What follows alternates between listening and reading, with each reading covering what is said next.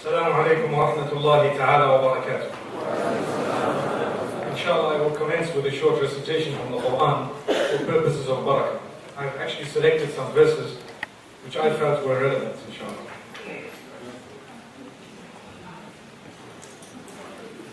أعوذ بالله من الشيطان الرجيم بسم الله الرحمن الرحيم من ذا الذي يقرض الله قرضا حسنا فيضاعفه له وله أجر كريم يوم ترى المؤمنين والمؤمنات يسعى نورهم بين أيديهم وبأيمانهم بشراكم اليوم جنات تجري من تحتها الأنهار خالدين فيها ذلك هو الفوز العظيم يوم يقول المنافقون والمنافقات للذين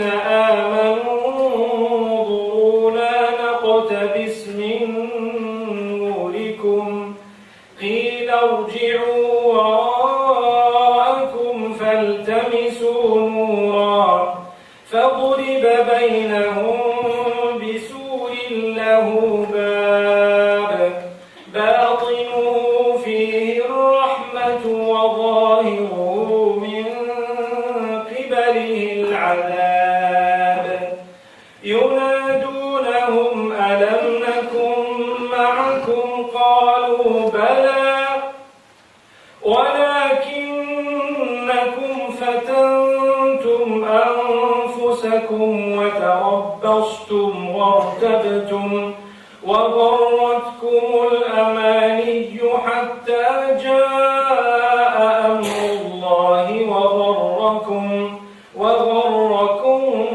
بالله الغرور فاليوم لا يؤخذ منكم فدية ولا من الذين كفروا مأواهم النار هي مولاكم وبئس المصير ألم يأن للذين آمنوا أن تخشع قلوبهم لذكر الله وما نزل من الحق ولا يكونوا كالذين أوتوا الكتاب من قبل فطال عليهم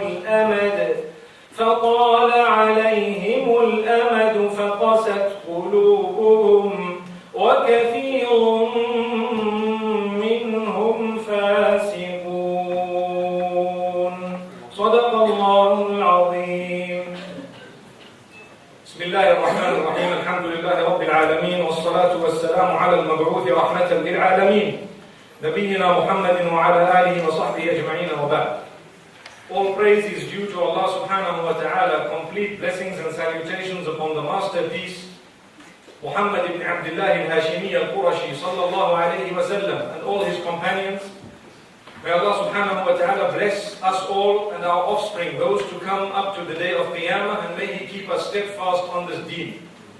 My beloved brothers and sisters in Islam, I'm indeed very honored to be standing here in front of you, having been a guest of the forces a few years back when they had the Understanding the Quran series, and having visited several universities here in the UK, and I think that was my first official visit to the UK on a lecture tour. I have been here many times in the past, but not on a lecture tour, and that was thanks to Brother Rayhan Iqbal, who is seated here.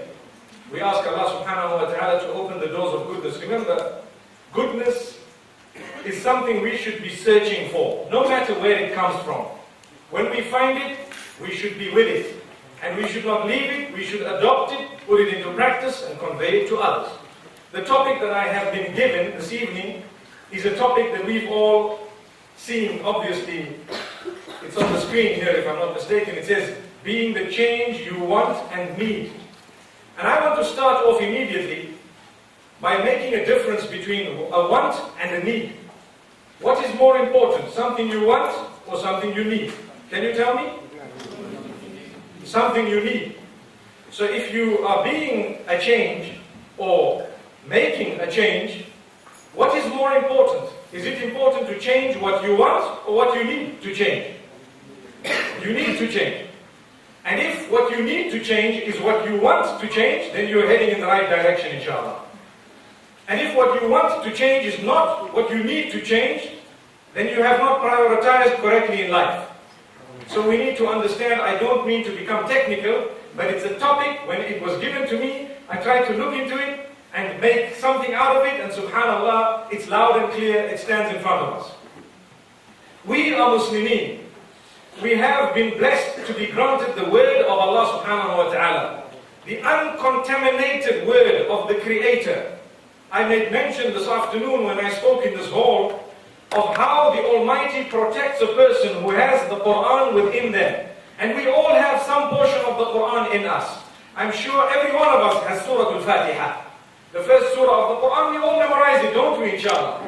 Then we have a portion of the Quran, and Allah subhanahu wa ta'ala's right is to protect us. We have a right over Him to protect us for the fact that we have struggled or strove, or we have tried our best to memorize and to protect that book. So we ask Allah subhanahu wa ta'ala to look after us and to protect us at all times. That having been said, we need to know that we have with it something great. Let's listen. لَقَدْ كَانَ لَكُمْ فِي رَسُولِ اللَّهِ أُسْوَةٌ حَسَنَةٌ لِمَنْ كَانَ يَرْجُو اللَّهَ وَالْيَوْمَ الْآخِرِ وَذَكَرَ اللَّهَ كَثِيرًا. Indeed, for you, there is a shining example. We speak here of not only a role model, but someone whose entire life is upon such a high pedestal that he serves as an example in all the finer facets of life for all of those who would like to meet with the Creator and who are preparing for the Day of Judgment. If I am preparing for the Day of Judgment, I have an example in the life of the Messenger, sallallahu alayhi wa sallam, may peace be upon him. I have an example to follow.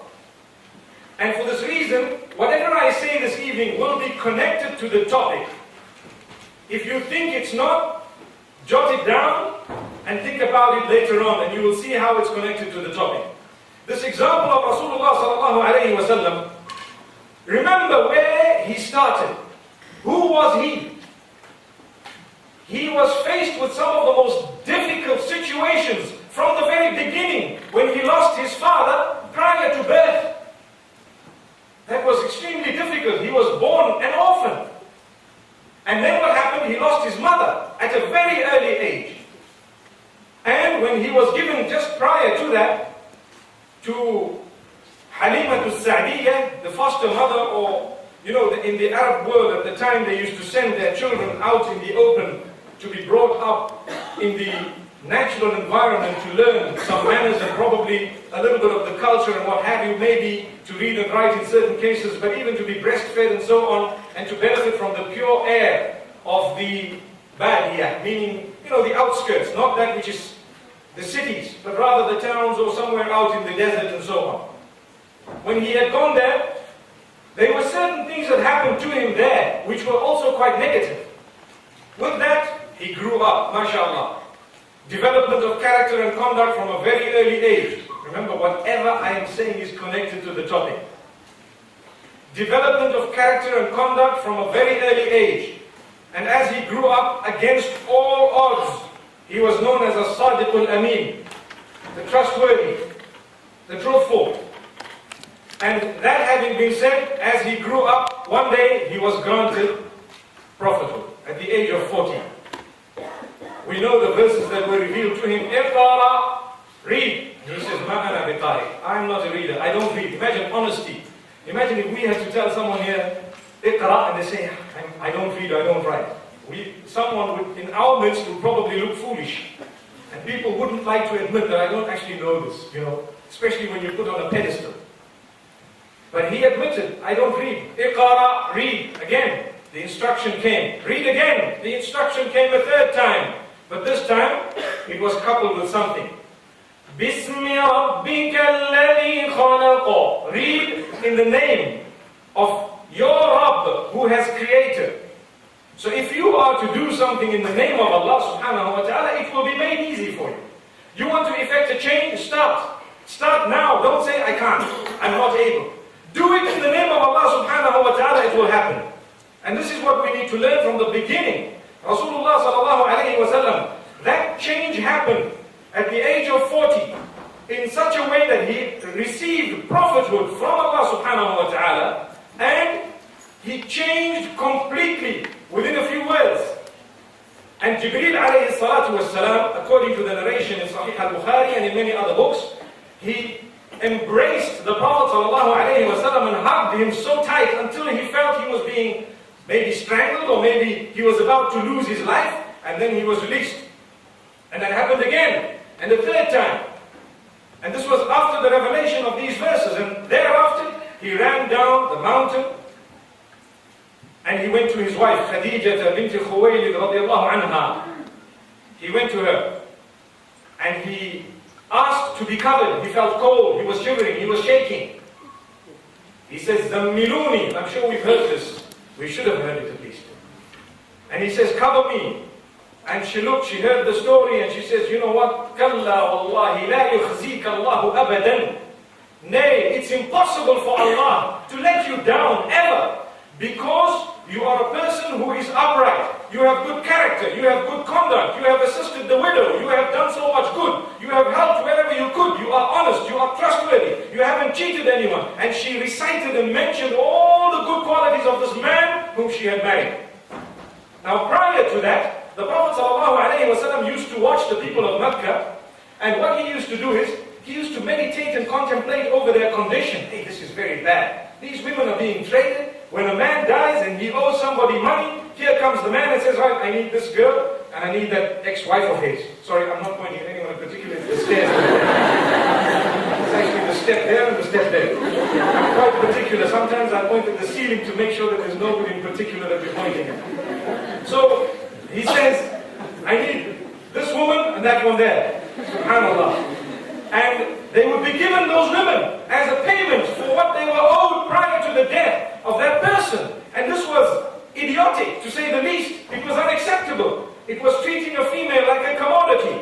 And this was just a little tip of the iceberg. There were so many other things. People used to worship idols made of tamar. Tamar is dates. And when they were hungry, they said, look, please, give me food, give me food.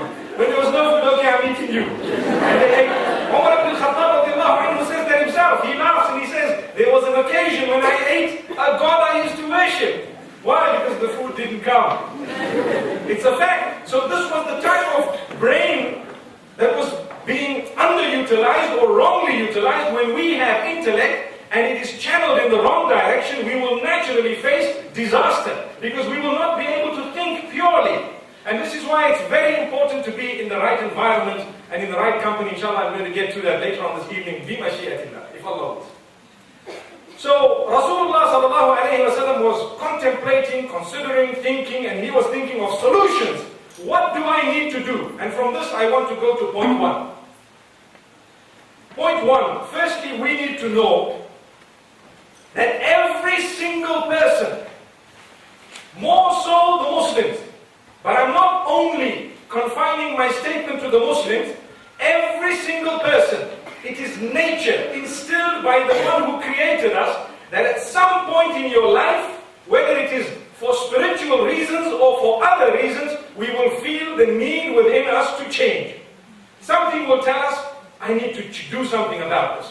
Whether it is religious, and that in the case of Muslimin is the overriding factor, something will tell you, I need to start reading my salah. The sisters, something will say, I need to dress a bit more appropriately. Something somewhere down the line will click. Some people it clicks a little bit earlier, some it clicks later, some it clicks after a disaster happens in their lives, and some they do not wait for that disaster, but the change comes from within. But every person, believe me, even the non-Muslims, there comes a time in their life when they consider Islam. Believe me, there comes a time in their life when they consider Islam and they look at it positively. For a split second, even the enemies. And I'm giving you evidence of Abu Jahl, Abu Sufyan before he accepted Islam, and the others who were the enemies of Islam, who have confirmed that they used to consider this Islam even for a split second, and something then told them not to, or told them to go forward. So that is point number one. Every one of us, human beings, is gifted by Allah subhanahu wa ta'ala. If you have the problem of procrastination in your life, where you're lazy, and you don't like to attend lessons, something within you says, hey, I better make a change. But sometimes there are certain negative things in society or around us that prohibit us from excelling in the right direction, and sometimes there are positives around us that push us towards achieving what we are meant to achieve. Now at the time of the Prophet ﷺ, what company did he have? He had the company of good people. Prior to Nubuwwah, his friend was Abu Bakr as-Siddiq radiallahu anhu. He was a good man, and we know he was a good man. And he didn't drink, and he didn't have bad habits even before Islam, according to some of the narrations. And the Prophet ﷺ never ever mixed with those who were bad. Rather, he preferred to stay on his own. Sometimes a question might come in your mind. I know this question has crossed my mind as well, at some stage in my life. When I think, you know what? Am I right here? And everybody around me wrong? Or are they all correct and I'm wrong? Sometimes it happens, because when you decide to do something correct, it should be based on something, based on knowledge, based on fact, based on something solid, and then the determination will make you achieve it, for as long as you are not contaminated by the adverse, negative environment around you. Even if the entire globe feels what you're doing is wrong, and your own family starts with you saying, you're putting on a scarf, like the nuns that I saw in the Presbyterian church down the road there. Even if your own family tells you that, wallahi, you need to stand upright, steadfast, you need to know your goal, what you're trying to achieve, and believe me, what is right will remain correct until Qiyamah, until the last day, even if the whole globe thinks it's wrong. That's one thing we need to know. And what is wrong remains wrong up to the last day, even if the whole globe thinks otherwise. That's a fact. When we are weak, we get swallowed by people or adverse environment, whatever you want to say.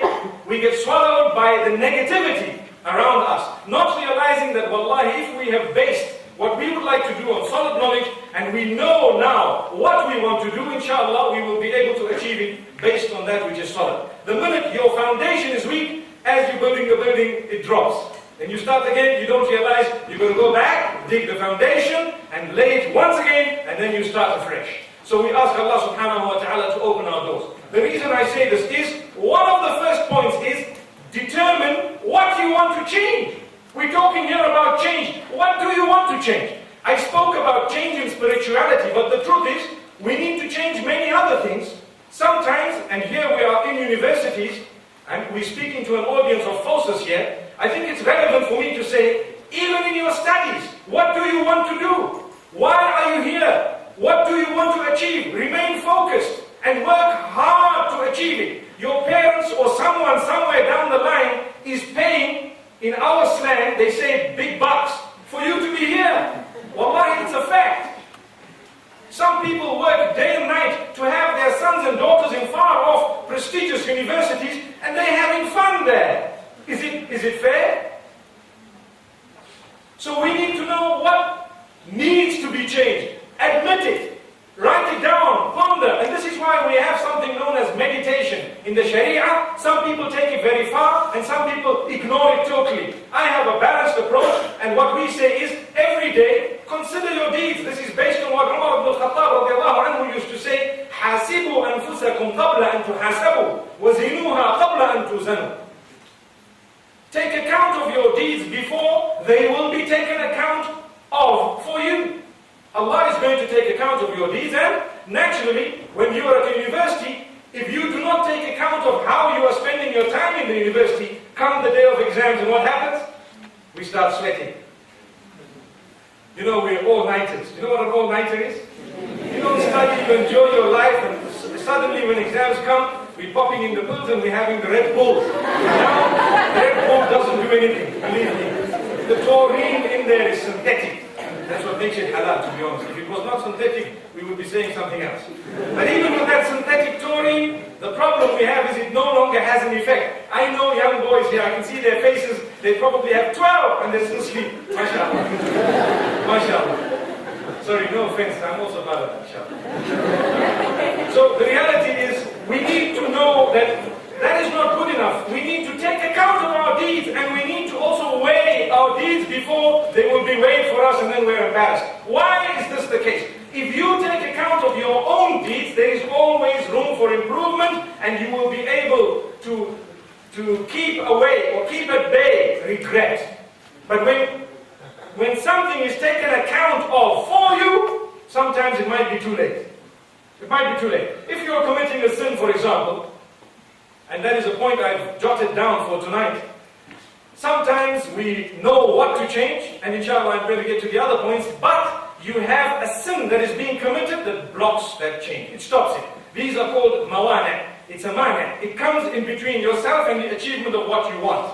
And it stands in the middle and glares you in the face. So you need to now prioritize. Something you want and something you need. And you need to know, if I'm going for something I want, and it clashes with something I need, I'm wrong, I need to knock this thing out, and then I will achieve. Subhanallah. You need to breathe. Subhanallah.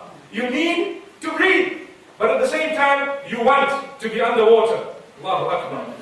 So you either need to go down with a mask, and you need to have an oxygen tank, and know the time and all that, make a plan and go down. Because you need to breathe. You prioritize it. Or you simply don't go down. Or you practice the technique of keeping your breath for as long as you need to be underwater. There you are. That's an example of water. But in our lives, it's exactly the same example. I need a change. And there are certain things I want in life. Wallahi, let me be honest with you. I tell the brothers who love to go for polygamous relations, I have 2 wives, alhamdulillah, but I do not encourage it, nor do I discourage it. I say, if your situation, if it fits in it, you need to know your wants and your needs. And you need to make sure you are not blowing away a beautiful marriage solely because you want something. Allahu Akbar. I hope I've made myself clear here.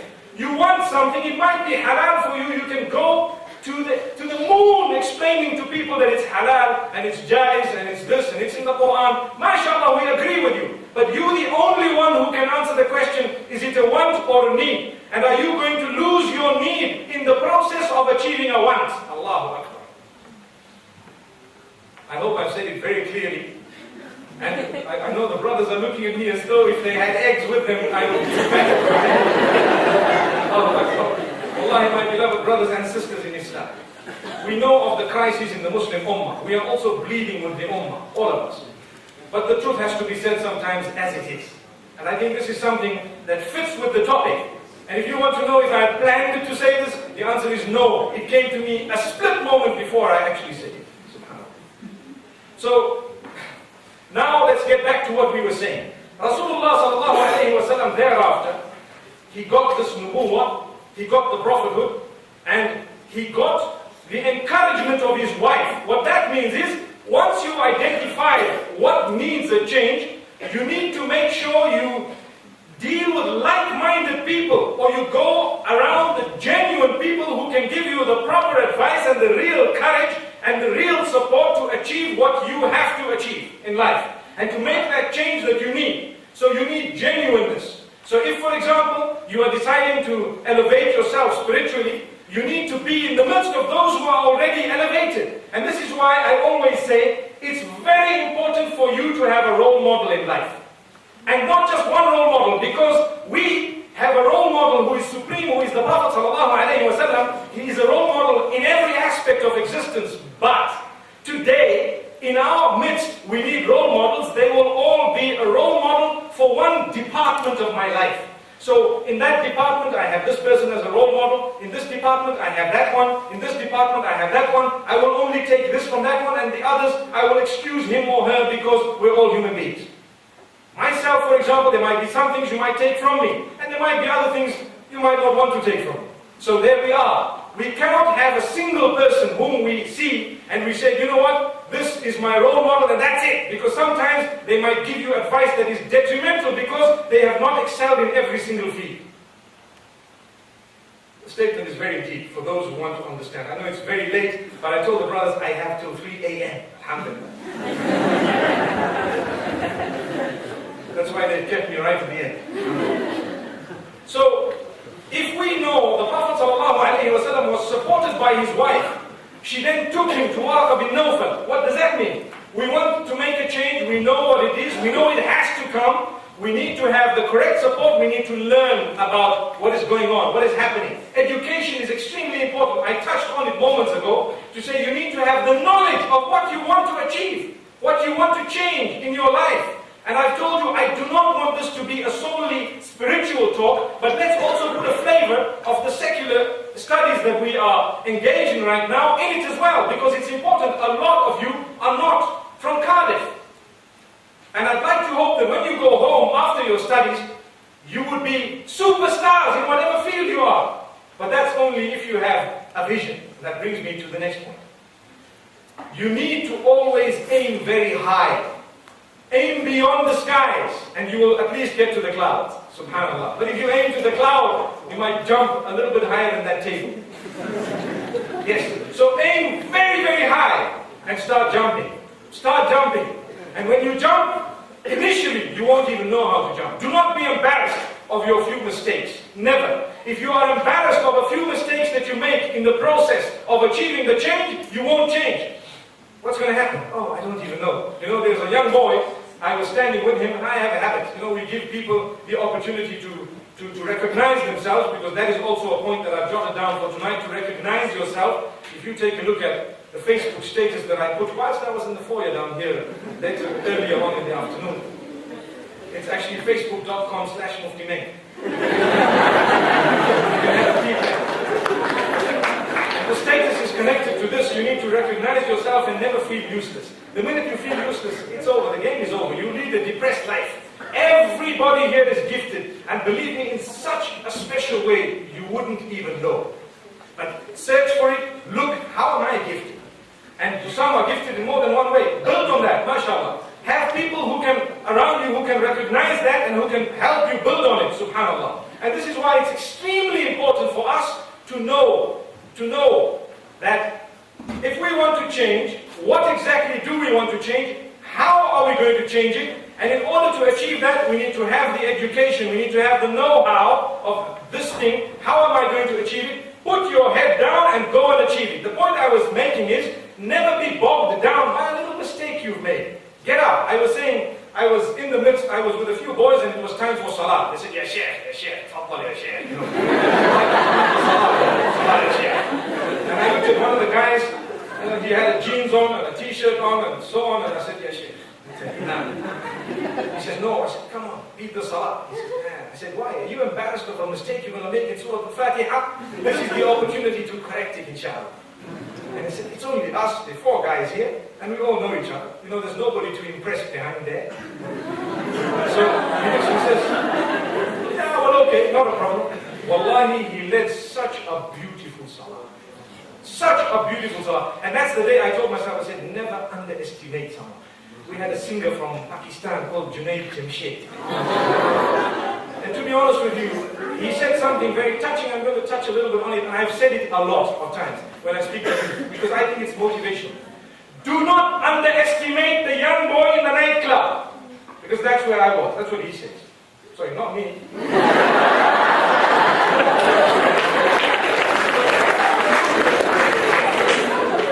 And then he says, subhanAllah, never ever underestimate someone who's doing wrong things, you know, who's singing and he has bad habits, or she, and so on. Wallahi, that could be the champion of tomorrow. You never know. You never know. And there are people who are champions today. If you had to dig into their lives, you would find that there was a time probably when they were far out of line. If people had all written them off, I don't think they would have achieved. But someone somewhere must have prodded them and nudged them. I give you another example. Two examples. The example of a cricketer, again a Pakistani cricketer. And he accepted Islam. I think his name is Yusuf, Muhammad Yusuf, if I'm not mistaken.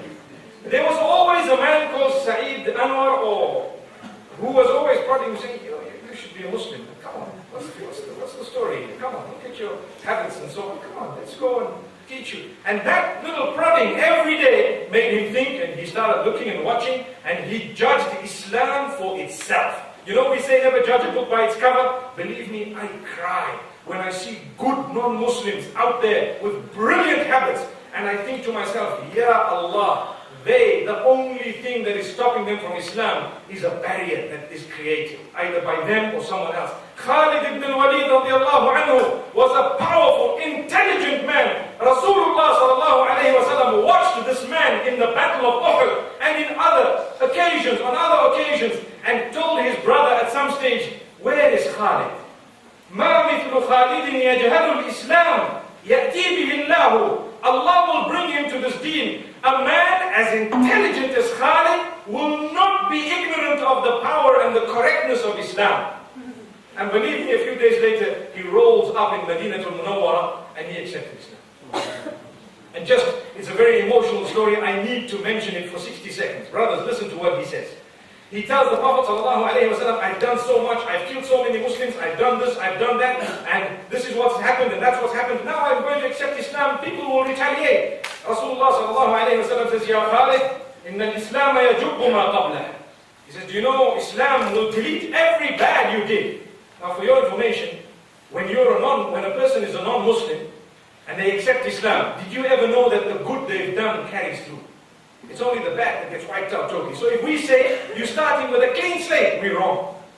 You're actually starting far ahead of all of us here. Because you're starting with no sins at all, and all the good you did in your life is just carrying through. Wow, it's gone through. Allah does not waste your deeds. Someone might argue and say, I was not a Muslim, and I was this, and I was that. Believe me, what is deleted is that which is bad. There might be difference of opinion on this, but that's the opinion I agree with after studying what we've studied. Alhamdulillah. So we need to understand, Khalid ibn al-Walid says, are you sure? Ala dhalik? And he made the Prophet ﷺ repeat it a few times, that, Ya Khalid, inna al-Islam yajubbu ma qabla. Don't worry, everything is deleted. He raised his hands and he says, Inni ashhadu an la ilaha illallah wa ashhadu annaka abduhu wa rasuluh. I bear witness, that's correct. And there we are. He was embraced immediately. Moments ago, the enemy, and moments later, subhanallah, an elevated status known as Sahabi. After his name we say, Radiyallahu anhu, may Allah be pleased with him and us all. So, that is another example. Another example that I'd like to give you is that of a rugby player of the All Blacks in New Zealand. You can Google him and have a peek. His name is Sonny Bill Williams. I'm sure you've seen him. Sonny Bill Williams. I know in the UK a lot of people are not too keen on rugby. I played rugby for 2 years, so basically I would know. It's not a joke, myself. So, this man, his life changed completely. He entered the fold of Islam. He didn't make a big issue out of it. I was with him a few months back in Cape Town, maybe a month and a half ago. And mashallah, we sat for so long and we were talking about how he accepted Islam. In a nutshell, everybody at some stage gets fed up with their lives when their lives are heading in the wrong direction. It is fitrah, it is nature that Allah puts in your heart. Even if you're a Muslim, you have a bad habit, you're hooked onto zina, a day will come when you say, hey, this thing needs to stop. You're hooked onto porn, a day will come, this thing needs to stop. What am I getting out of it? You're hooked onto something bad, but never ever give up or think you're useless or think it's over or think Allah hates you or think you are a person who will never become right. No, that's when you lose. It's something you need to know. Allah loves you. That's why we seated here today. Wallahi, it's a fact. We need to change. The verses I read, Allahu Akbar. أَلَمْ يَأْنِ لِلَّذِينَ آمَنُوا أَن تَخْشَعَ قُلُوبُهُمْ لِذِكْرِ اللَّهِ. Has the time not come? Has the time not come for the believers to humble their hearts towards the reminder of Allah subhanahu wa ta'ala? Has that time not come? Allah is asking us, well, when is it going to come? Today? Tomorrow? It might be too late. It's about time we softened our hearts. And it's about time we made that change. There are so many verses in the Quran that tell us change before it's too late. In Surah Al-Zumar, Allah subhanahu wa ta'ala speaks about how He forgives every sin that is committed. And He says, never lose hope in my mercy. So to lose hope in the mercy of Allah subhanahu wa ta'ala is actually falling into the clutches of the devil and shaitan. And Allah says, don't allow that to happen to you. But turn before it is too late. قل يا عبادي الذين أسرفوا على أنفسهم لا تقنطوا من رحمة الله إن الله يغفر الذنوب جميعا إنه هو الغفور الرحيم وأنيبوا إلى ربكم وأسلموا له من قبل أن يأتيكم العذاب ثم لا تنصرون. And the verse after that Allah says أن يأتيكم العذاب بغتة وأنتم لا تشعرون. O Muhammad sallallahu alayhi wa sallam, go and tell all those of my worshippers who have transgressed against themselves, never to lose hope in my mercy. I will forgive all their sins. Allah forgives all the sins, for indeed He is most forgiving, most merciful. But let them also know that they need to turn before a day comes. Suddenly they will be overtaken by the punishment and then they won't be assisted. Or suddenly death will overtake them or the punishment will overtake them and they wouldn't even have realized that this time has come. And it is for this reason that we are blessed to be having reminders of this nature. Wallahi, we are blessed to be having reminders of this nature. Once again, I'd like to make mention of the fact that not only in our spirituality, but even in our educational lives, remember, aim for the skies. If you are becoming a dentist, medicine, whatever it is, you aim for the skies. Work hard. Do not allow things to distract you, whether it is people, or whether it is a function, or whether it is the nightlife, or whether it is the hustle and the bustle of the city. Nothing must distract you. Always be focused. Without focus, you will not change. If you're not focused, you won't change. With procrastination, you won't change. I need to start reading my salah. I'm sure every one of us who is weak with salah, we say, I need to start reading it, or I need to start reading all 5, or I need to start reading it better. But I'll start tomorrow morning. That is the end. The minute you say, I will start tomorrow morning, it's over. Start now, get up, walk out and read your salah. MashaAllah. I see we all reading our salah because nobody got up and walked out. It's important for us to know that when we want to change, when should we change? That's also a question. When? When does this change come in? That question has an answer made up of 3 letters. Now. N-O-W. Now. The change comes now. Anyone who has any other answer, there is no guarantee they will change. No guarantee. Because tomorrow, the force that is making you want to change today may not be there tomorrow. The spirituality, sometimes you have times and places that are more spiritual. Sometimes you are in the company of someone extremely spiritual. The Sahaba radiallahu anhum, they changed like a flick when they were in the right company and looked at him sallallahu alayhi wa sallam with the right eyes. It took them one glance to be called Sahaba for as long as they believed. They were called Sahaba. As-Sahabatu kulluhum udul. We as Ahlul Sunnah wal Jama'ah believe that all the companions are on a pedestal of adal. They are all of a very high level of honesty and piety and integrity. Piety and integrity. All of them. So what happened? Even those who saw the Prophet ﷺ in their lifetime, just a glimpse, they were known as Sahaba because of the power of the person that they were with. But then there were others like Abu Lahab and Abu Jahl. They lived with the Prophet ﷺ. They didn't even accept Islam. Do you know the reason? The reason is they looked at him with the wrong eyes. They had no sincerity. If they looked at him for 1 second with sincerity, it was enough to change them completely. But because they had jealousy, they had hatred, they had racism, they didn't want him, they had this hierarchy business, they didn't want to give up their power, they didn't want to, all these things, so Allah kept them away. They didn't have sincerity. So we would also require sincerity when we want to change. That's another point.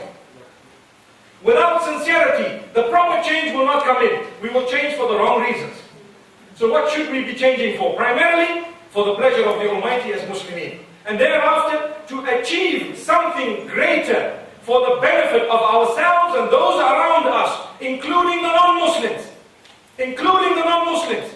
And then inshallah we will be able to change in the right direction. Why I say including the non-Muslims is because no matter what we study, whether it is religious or secular, as Muslims we are taught that it is very selfish to keep it to yourself. The Prophet ﷺ says, بَلِّغُوا عَنِّي وَلَوْ آيَةً. Convey from me even a little message, a short part of a verse that you know. Give it away. So you've learned it, you have it with you, don't keep it there. You give it to someone else, Muslim and non-Muslim. And you give it to them. The same applies. If you become, for example, a doctor, what will happen? You either come back to teach, you become a professor, or you go out to practice in the field. There will be from amongst your students or from amongst your patients, those who are non-Muslim.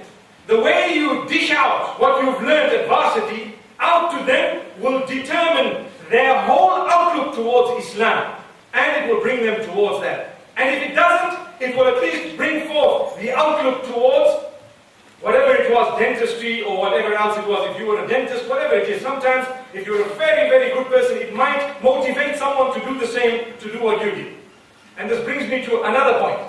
There is a stage in our lives when we need role models, yes, every day. This one is my role model and that one, and I compartmentalized it for you moments ago. But I'd like to say that there comes a stage when you are going to have to ask yourself a question.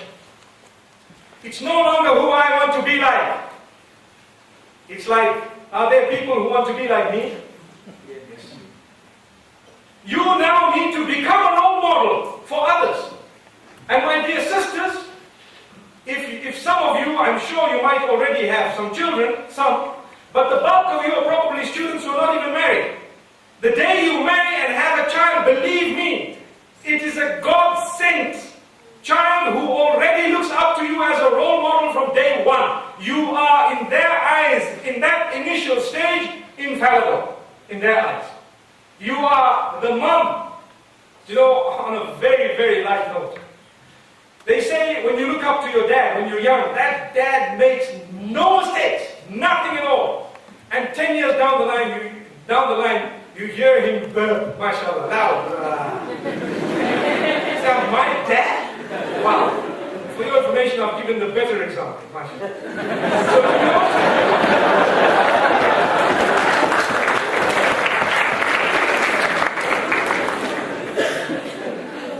So, to be honest with you, why I say this is because, mashallah, that dad was at least 10 years later, they figured out he's just a human being. Mashallah. The reason I say this is how many dads are actually living like proper role models, and they have children who follow them in their cigarettes, in their ways, in their habits, and in their F's and B's. That doesn't stand for faces and books. So we need to know this, that they watch us, and they see us, and they watch the signs, and they watch the actions. Wallahi, I tell you, there is a hadith of the Prophet ﷺ speaking of salah, and he says, "Muru awladakum bis-salati wa hum abna'u sab'i sinin." You instruct your children to fulfill the salah when they are of the age of 7. When they are of the age of 7. And what this would mean is, prior to 7, it is not the sunnah to instruct your child to read salah, but it does not mean that your child should not be reading salah. Rather, that child should be looking at you and following by example. Which means, when the child is 1 year old and they see the mom going in sujood, they will fight to get into sujood. Your little daughter will fight to put on the scarf, but you've never spoken to them. Ma'am, I need one like yours. Dad, where's my beard? Wallahi, I'll tell you. My son tells me, let's go to the shop and buy one. Wallahi, it's a fact. So, but nobody ever spoke to him about a beard. Nobody spoke to my daughter or anyone else about a scarf at that age. They want it because that is the power. You have been made into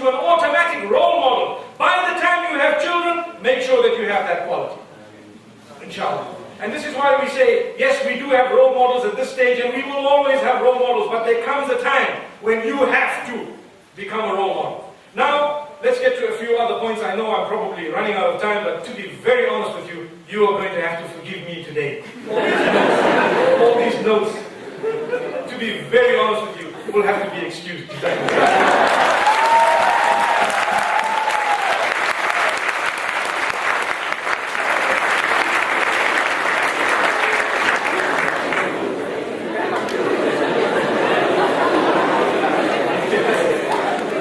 There is a point I'd like to drive home, and that is the confidence that each one of us needs within ourselves.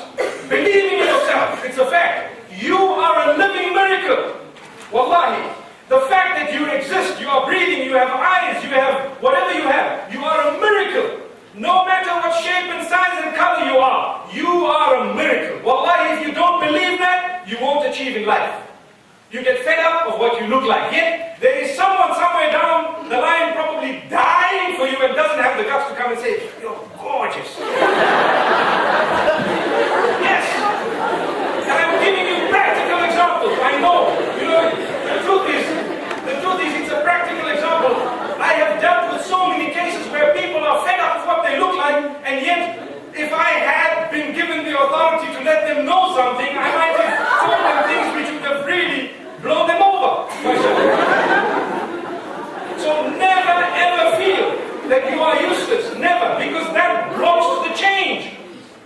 Never. Another thing, don't follow that which is wrong simply because you feel, I need to follow. Sometimes we have a group of friends, and this happens a lot amongst the youth, and we just want to be seen to be hanging out in the guys, So what happens is, we get out with the guys, and the guys are all going to the club. Come on, how can you stay there? Come on, man. What are you talking about, man? Typical. And then we say, okay, I'm not, all right, let's go. That is destruction. Because now we're doing two things. Firstly, if it is a change, it is coming very, very negative. Secondly, if we have started changing a little bit in our own lives, this is going to be a blocker. It comes in the middle and it stops us completely. Then how are we going to change? So remember, there are certain things that come on our path that will block us. We need to identify these things and do something about it. Make a stand. They say the power of saying no, but the beauty is none of them say no. I've heard, where I've been in the past, the college that I've gone to, there were lectures and so many different things, because Zimbabwe has the highest prevalence of AIDS, or did have at one stage. And they said, you must say no, the power of no, the power of no. And the brother who was talking about it, he was caught up somewhere in a mess. And we all told him, well, did you say no, bro? This is what we're saying. So we need to know that as Muslimin, we don't just pay lip service to something. Live it. Wallahi, the long-term result will be very, very fruitful. And this is why another point that I've jotted down here is we need to have long-term goals and short-term goals. Short-term goals meaning, what do I need to achieve here and now? Right now, I need to change this, I need to change that. Where am I heading? I want to try and get there. I want to try and get there in the long term, but I'm starting here. And these short-term goals need to be very, very practical. Because sometimes, do you know what happens? And this is a fact. Our goals in life are so far and unachievable that we become depressed trying to get something that's really beyond our means. So rather, small things, I'm going to try, inshallah, to read my farad, salah, 5 times a day. Just the farad. Now that's something very close and reach. So now, your salah, you read it and that's it. I've faced a lot of places where, I've been to a lot of places where it's challenging to read your salah. But wallahi, where there is a will, there is a way. Can I have a few moments? You go into a nice tucked corner, please. Go into the corner, read 2 rakats of salah and you ask. And don't let it be, so conspicuous, especially when you're in a group of non-Muslims. We don't want to be looked at as people who are X, Y, and Z, if you know what I mean. We want to be A, B, and C, the beginning of the alphabet, not right at the end, inshallah. So, if you've read your salah, mashallah, a little bit of salah and we're gone. But if we say, how am I going to do it here? What's going to happen over? Wallahi, there might be some non-Muslims. I give you an example of what happened to me in Zurich at the airport. We wanted to read salah and I was with my dad. Mashallah, man with a beard.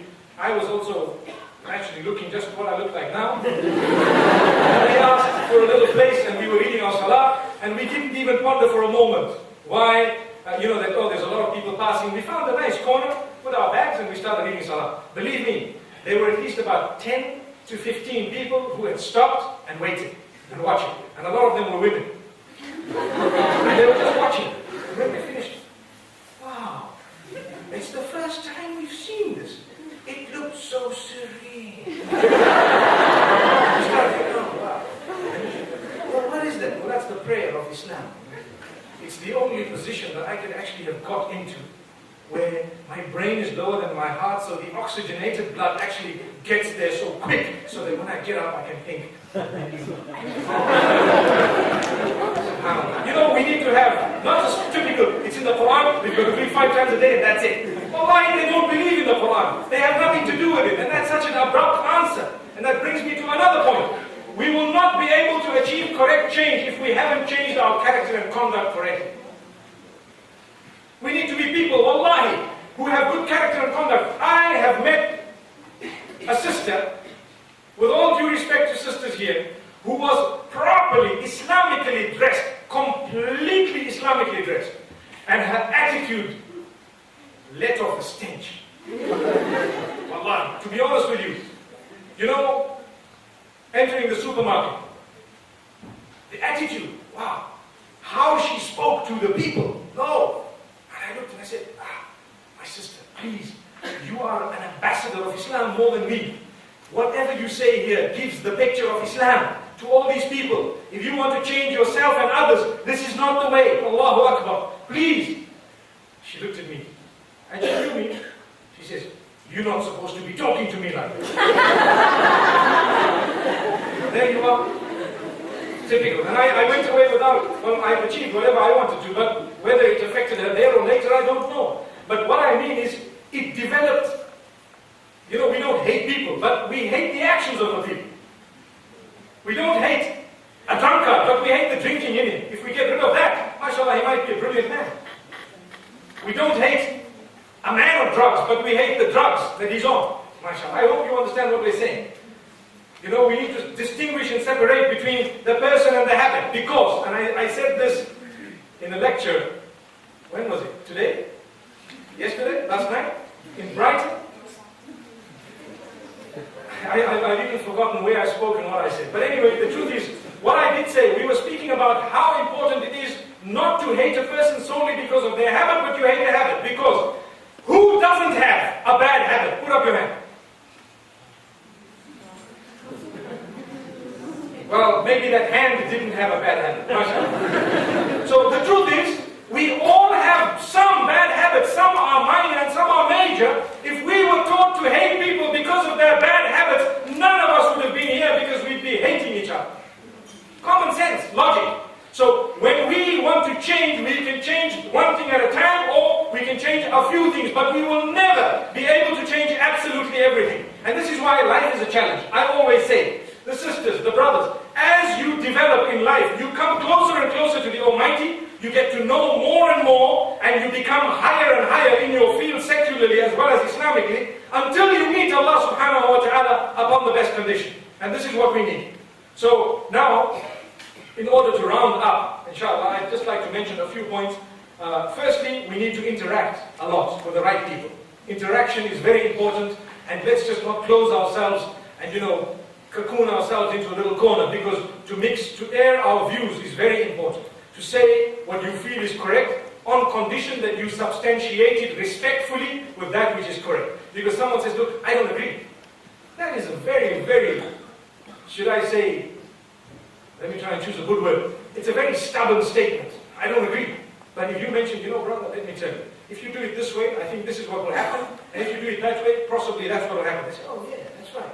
It's like dealing with a person who's suffering from a psychological disease, maybe schizophrenia or something. If you use the word no with them, they might pounce at you. You can't use the word no. So you use the word yes. He says, I want to kill that guy. So, yeah, good idea. But I tell you what, why don't we leave that for tomorrow morning when the sun comes out? He says, oh yeah, it will be brighter, you'll be able to see. We're just talking a whole lot of nonsense. We want to buy time. Now, by the time he said, yeah, because you're on his side. See? Now when you're on his side, and I'm speaking facts, this is how you operate with these type of people. Between now and tomorrow, you've got a mission to convince him not to do it, but without using the word no. So then you've got to go to him and say, you know what? If anything goes wrong, it's going to be really disastrous. So why don't we just try and talk to him and get him onto our side? He'll be our man. He will? Yeah, he will. Okay, let's go and do it. The reason I give this example is because there was a stage when I had to tell a number of school teachers, and sometimes even spouses, you know, wife comes complaining about the husband, and I say, you're a doctor. You deal with patients.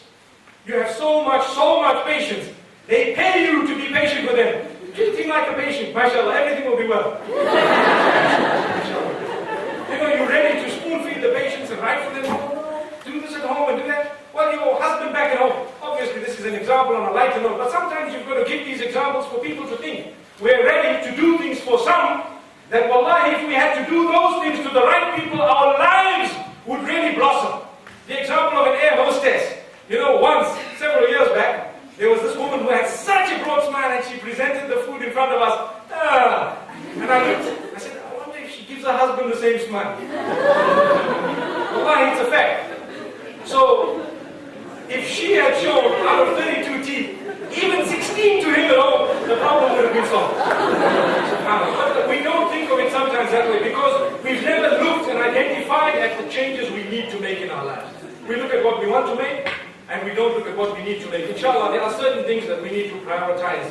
And this is why I say, my beloved brothers and sisters, what is of utmost importance is to change the way. And when I say to change, I'm talking of positive change. We never talk of negative change. To change the way we've been treating our parents, our siblings, our children, our spouses. To start. Ya ayyuhal ladhina amanu قُوا أَنفُسَكُمْ وَأَهْلِيكُمْ نَارًا. O you who believe, save yourselves and your family members from the fire. The reason I read this verse is to show you where the circle commences. Many of us are so good with others outside that come home, mom means nothing. Phone her this evening. Tell her, mashallah, we had a good talk. Wallahi. Tell her how much you love her. It is an ibadah, it's an act of worship as Muslimin. We haven't done that. We think, oh, mom, she gave birth to me, and now I'm a big boy, I'm a big boy. What's that all about? It's a fact, that's how we think.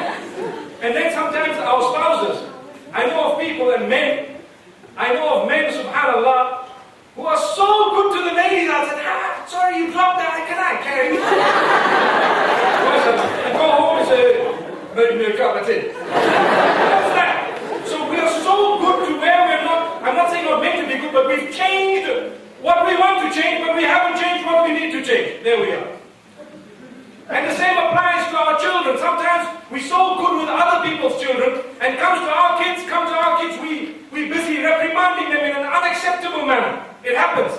And this is why I had to make mention of our parents, our siblings meaning brothers and sisters. Wallahi, it's not worth keeping that little rivalry that was there from the young age. No, cut it. Phone them and say, you know what? I don't want to tell you anything. I just want to say, I love you. You're a part of me. Salaam alaikum. Wallahi, that's a change. That's how you start the change. It will make them think they might not sleep that night. Wallahi, it's a fact. What happened? They dialed you back at 3 in the morning. Was that you? I'm trying to give you some practical lessons to show you how a change starts. And never ever let your pride stop you from changing. Sometimes a change is waiting. You know, like the signs of Qiyamah, I was speaking about the signs of Qiyamah on a program on Channel Islam a few days ago, and I spoke about how the hadith of the Prophet ﷺ, he says there is like a string with all these, you know, like a necklace, and as it's broken, everything comes down. Everything comes down. MashaAllah. One after the other, all the beads drop. Sometimes we need to know that our chain of change is sealed. You need to open it up and let it drop out. And sometimes that is just because we were too proud to say, I'm sorry. It was my mistake. It was my mistake, I'm sorry. Even if it wasn't my mistake, what am I losing by saying, you know what, I'm sorry. I apologize. I really am sorry. Because we cannot continue in life holding baggage that is unnecessary. I give the example of baggage on a plane. We make sure, going to London, 23 kgs, weigh 5-6 times. Are you sure? Okay, Okay, take that book out. Okay, the other book out. Okay, 22 and a half. Yeah, that's fine, let's go. And we're not worried about the other weights which we're holding in our hearts, which are bogging us down from the plane that is going to take us into Jannah.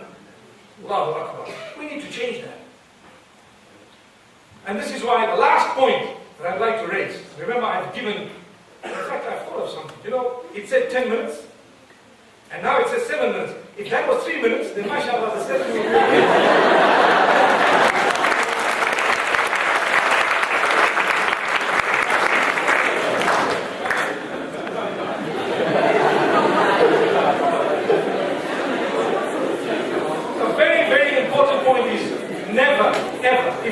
Change, if you want to effect the proper changes in your life, never ever feel bad when you are corrected. Never. Not in the least. If you are a person who feels bad when you are corrected, you will not be able to improve yourself. It's out of a question. You know, I teach Quran, I teach a few subjects, and sometimes you have a student who can read very well, mashallah, and you correct him. And he looks at you and he growls. And I think to myself, well, that is why what I said this afternoon is so valid. Al-ilmu bahrun la sahila lah. Knowledge is an ocean that has no coast. The minute you think you've arrived at a coast, what you have is something besides knowledge. It's something else. You need to continue swimming and swimming and swimming until infinity. Never ending. So that's why it's important never ever to feel bad when you're corrected. And we ask Allah subhanahu wa ta'ala to make us from those who can, be corrected. Look at Ibrahim alayhi salatu wasalam. He tells his own father, Ya abati, inni qad ja'ani min al-ilmi ma lam ya'tik, fattabi'ni ahdika siratan sawiyya. Oh my father, you're a big man, a big businessman. You're selling all these idols and making a fool of all the people. Oh my father, knowledge has come to me that did not come to you, so follow me and I will lead you to the right path. Had the father done that, wallahi, he would have been led to the right path. But he says, hey, أَرَاغِبٌ أَنْتَ عَنْ آلِهَتِي Ibrahim, are you turning away from my gods here? Oh Ibrahim, لَإِن لَمْ تَنْتَهِ لَأَرْجُمَنَّكَ وَاهْجُرْنِي مَلِيًّا. Allahu Akbar. The father tells his son, if you don't stop this, I'm going to stone you. I'm going to stone you. Imagine, did that stop the son? No, it didn't. And this also raises the point of not giving up. You will find obstacles in the path. As I said, there are sins in the path that block us. There are friends who are useless who block us. There are sometimes the environment around us blocks us. Sometimes our habits block us from change. So remember, your friends need a change sometimes, and sometimes all of them. Your habits need a change, your environment might need a change, and many other factors. But inshallah, what I've done this evening, it's just a motivational talk. It's only to create a motivation. I cannot impart to you knowledge that will be broad-based in one little session, but I can always just create the thirst within you to go and think deeper and to ponder over what has been said, because each one of us has a brain that is a miracle in itself that we need to think, inshallah, and we need to build with that, inshallah. At some stage, I hope and I pray that I can actually end this topic, or I can actually mention whatever I had jotted down this evening. I was sitting with one of my cousins here, and I was telling him, you know what, let me try and put an order. Because I'm sitting with university students, I don't normally like to have something in writing, but sometimes when your time is limited, when you're speaking to people who are all going to bombard you with questions, then you need to have something in order. So inshallah, I hope I've said that.